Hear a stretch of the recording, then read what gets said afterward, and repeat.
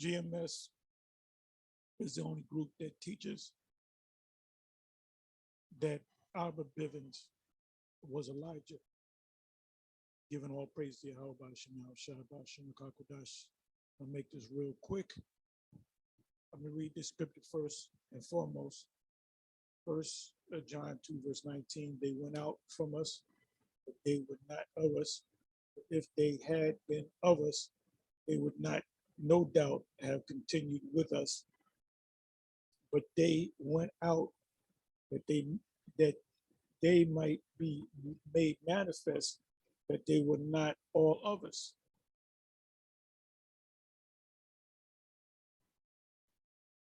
You know what I'm gonna do? Just out of curiosity, I'm gonna go to these people right here. Let's just see what they say.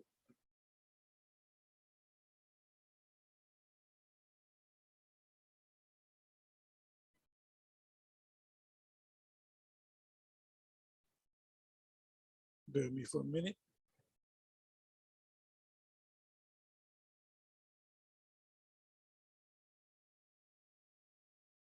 Okay, this is, I want to go to a short one.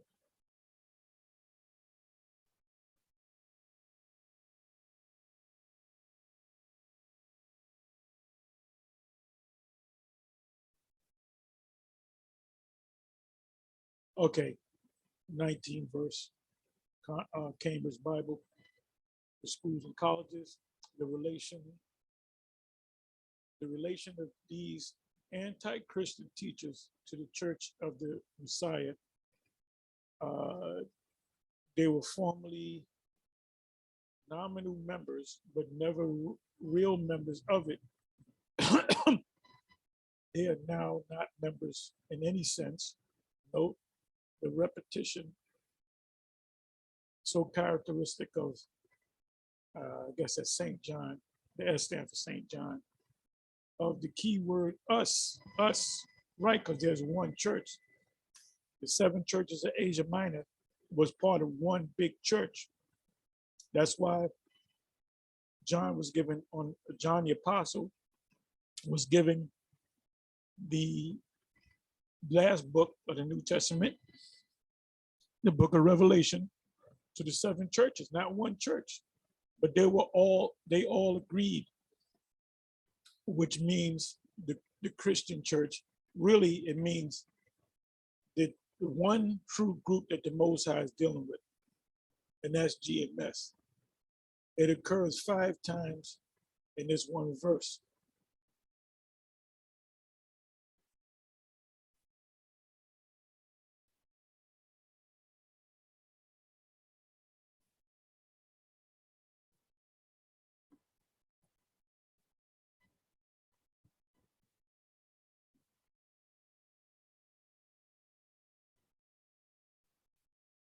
Let's see what Benson commentary has to say. They went out from us, separated themselves from the communion of the true church of the true church of Yahushua. Which group is the true church of Yahushua? It's not the IUIC. It's not the ISUPK because of their doctrines. The main thing that they go off right off the top of the skull is the Charagma. We got it right. You know, we got it right. Sakari got it right, although they don't push it like they should.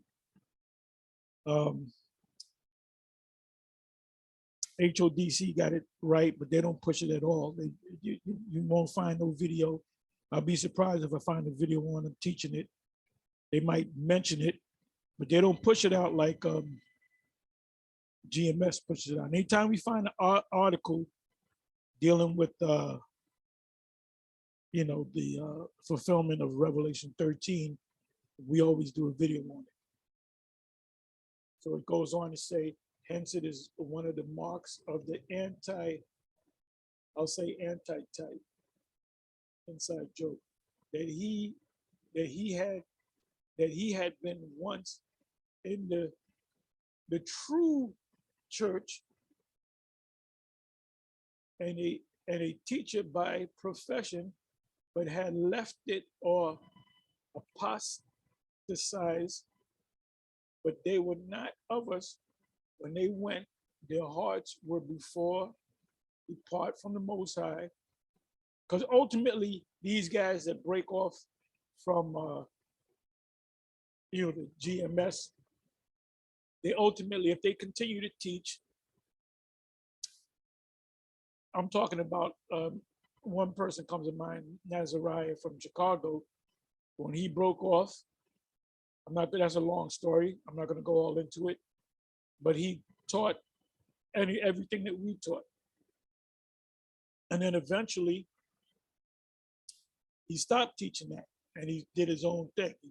No, they went off on this. No, they went on Babylon. It's not America, Vatican City, or whatever other nonsense that he teaches. He's no longer on YouTube. Now, he could be on Facebook and on TikTok and all these other videos, but the main truth is coming out of the YouTube. That's why we don't be going on no TikTok and Facebook and all these different, the main thing, the main vehicle that we use to push this word is through the YouTube. And now we have Odyssey because there's certain controversial videos that we put up that they'll take down. So if I feel that I'm doing a video and it's controversial, I'll just put it on Odyssey. It says, for if they had been of us, had been inspired by the same spirit. What does Ephesians 4 say? One Father, one Lord, one Spirit, wherewith we are inspired. They would no doubt have continued with us. For upright men of a pure intention would never have been seen any cause to leave us. And divine grace would have preserved such from being overcome by the temptation of these artful deceivers. Artful deceivers. Artful deceivers, stumbling blocks. The deceived and the deceiver are his. So the Most High set up artful deceivers to be a stumbling block to others. But they went out, they were permitted to apostatize outwardly that they might be made manifest. See 1 Corinthians 11, verse 19. Let me see if this comes up. But there must be also heresies among you, that they which are approved may be made manifest among you. So what is a heresy? I did this in a previous lesson about a week ago. Heresy is when you teach, going back to Nazariah. He said, one of the things he said that we were going off on, Babylon is not the US, it's Vatican City. That's a heresy. This was made manifest by their going out, that they were not all of us, sound members of our body, really believing the same truth, right? The same truths, because they got their own truth to establish their own righteousness, Romans 10, which we believe and partaking of the same grace which we partake of. So if the Most High was dealing with all these different groups, they would all be teaching the same thing. So the reason why I'm doing this video is pretty much a response to a video. And I watched 12 minutes of it. It's a short video concerning Elder Ahba Bivens and King Marshall.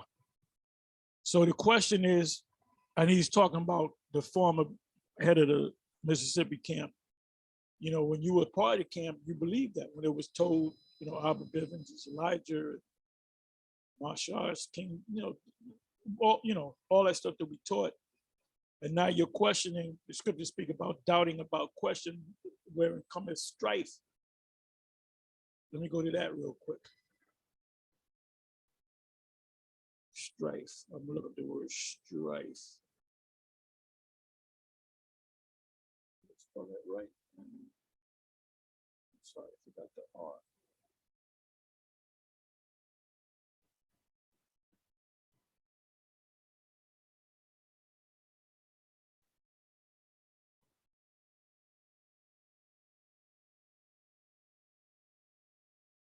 He is proud, knowing nothing but doting about questions and strife of words, whereof cometh envy, strife, railings, evil surmising.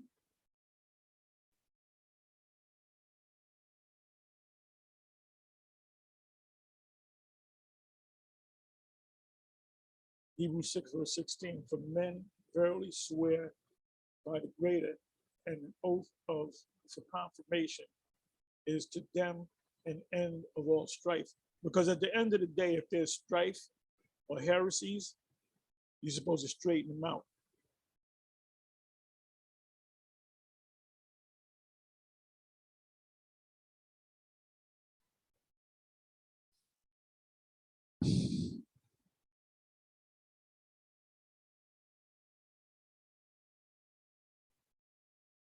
So this is what the Apostle Ramla was talking about, the brother that's from head in Mississippi, because he believed that he wouldn't be with this thing for that many years, and now he's questioning, like I said, doubting about questions, wherein cometh strife.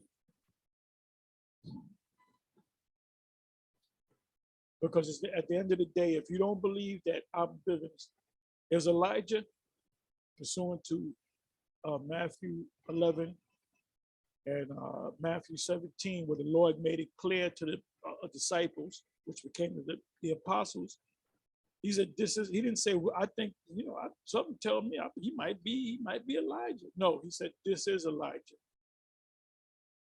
This is Elijah." Even Elijah didn't. John the Baptist didn't know that. When they asked him, "Are you Elijah?" One of the prophets said, "No." Why did he say that? Because he didn't know. When Peter in Acts the 2nd chapter was speaking about David, that his sepulcher is still with us, he didn't know that he was talking about himself, because our Lord Yahweh Shai could have told him, "No, you're David." He didn't tell him that. About, make his head big, or whatever the case may be. He did not tell him that. So we know things. We know our spiritual IQ is higher than the disciples, the apostles. I'm gonna say it again. I wasn't stuttering. Our spiritual IQ is higher than the prophets of old, because we are the prophets coming back. So there had to be a beginning, a prophet, a man, to wake up other men, and in turn to wake up even other men. And that was Abba. But what about Rabbi Matthews and this rabbi and that rabbi and so forth? Well, the Most High wasn't dealing with them. Many are called and few are chosen. They were all called. They woke up to the fact that they were Israelites, but it was the Most High that was dealing with Abba, because he's Elijah coming back. Anyway, I didn't want to make this long. You should watch this video. It's not too long. And the scriptures I was going to go into, he covers all of them. The main one is Malachi 4. Anyway, with that, I'm going to say Shalom.